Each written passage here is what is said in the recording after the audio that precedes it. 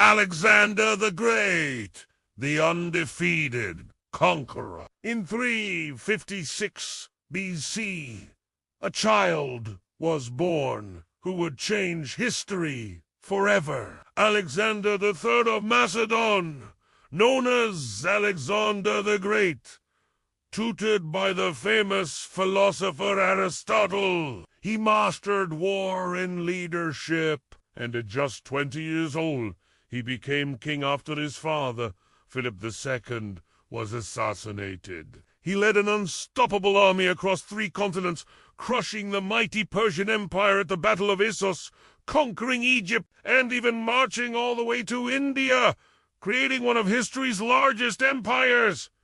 But his story ended too soon. At 32, Alexander died mysteriously in Babylon, leaving behind a vast empire and a legend that would last forever. So let's find out how Alexander the Great became a legendary undefeated warrior who changed the world. When Alexander was 13 years old, his father sent him to the renowned philosopher Aristotle to be tutored in philosophy, science, and literature for 3 years. Upon hearing this, Aristotle asked what sort of a student Alexander was, to which Philip replied, "He is intelligent beyond his years, but wild and difficult to discipline." However, when the tutoring was finished, Philip came to collect his son, but Aristotle would not let him go until he realized the young man had become incredibly intelligent,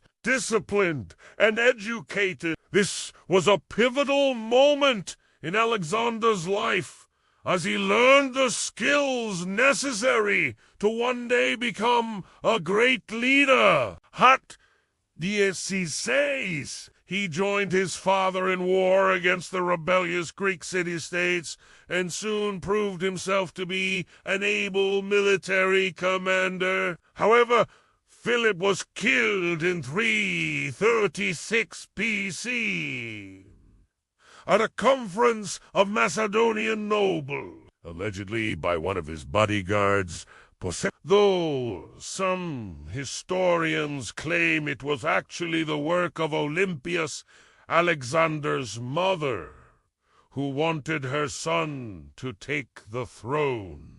Regardless, upon hearing of his father's death, Alexander immediately set out to secure his northern border from attacks by the kingdom of Pio. He spent 2 years subduing rebellions, defeating the Paeonians, and extending Macedonia's borders into the Balkans.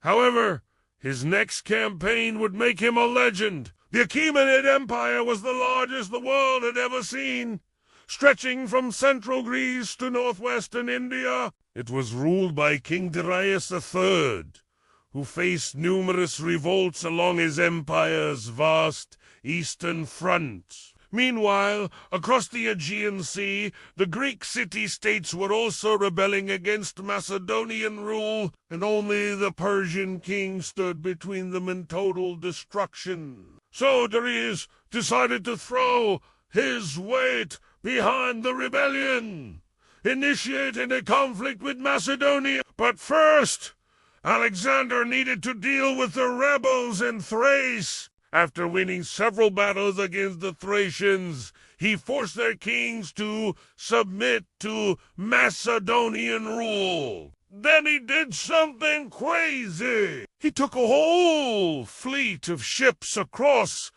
the Aegean and launched a surprise attack on the Persians in Anatolia. His army fought bravely in the land and on the sea, and within a year they had defeated the Persian king. Darius tried to escape to the east, but Alexander chased after him. In 333 BC, they met again on the battlefield at the river Grand. Here, Alexander's cavalry charged straight into the Persian army, scattering them and securing a decisive victory. Though he suffered heavy losses, most notably his close friend and fellow conqueror, Ptolemy I.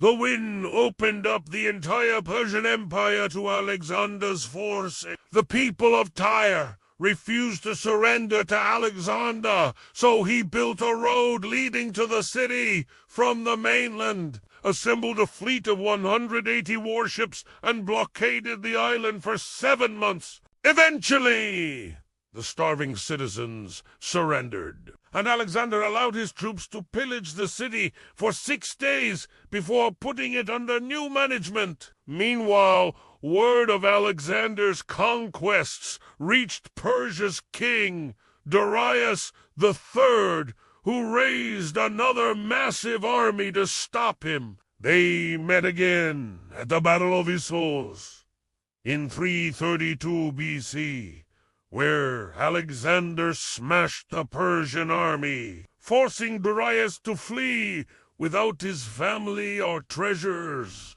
Darius believed his wife and kids were captured, but really, they were taken prisoner by one of Alexander's generals, Parmenion, who returned them safely to Susa. After the battle, Alexander entered the Levant, where everyone expected him to plunder the region. But instead, he was warmly welcomed. He made sure to treat the locals well, issuing decrees to preserve the religious and cultural heritage of each city. In fact, he went out of his way to restore and rebuild cities that were damaged during the war. His reputation as a conqueror spread throughout the Middle East, so much so that when he arrived in its governor, a man named Meton, closed the city gates and pretended to be away when Alexander arrived. When Meton finally opened the gates, Alexander was impressed with the city's defenses and praised Meton for his cleverness. As a gift, Alexander granted him an oak tree from his royal fleet, which Meton planted and used as the foundation of the city's future growth. After spending a year stabilizing the region, he prepared to finish Darius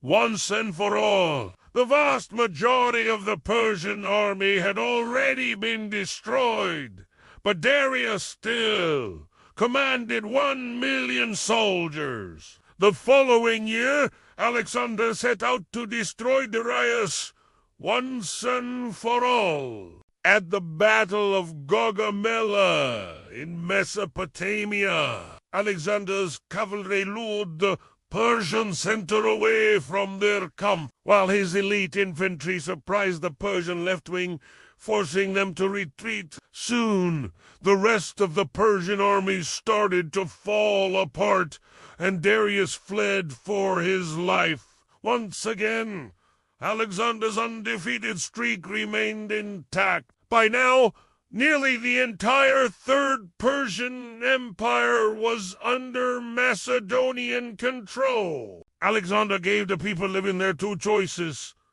submission to Macedonian rule or death. Most submitted, but many Persians died trying to resist, including King Darius, who was murdered by his own brother, who proclaimed himself the new king. Alexander hunted down Bessus and his army all the way to the Indus River, defeating them at the Battle of the River Bees in 326 BC. He marched his army all the way to the edge of the empire, never losing a single battle. Unfortunately, his men were exhausted and refused to march any further.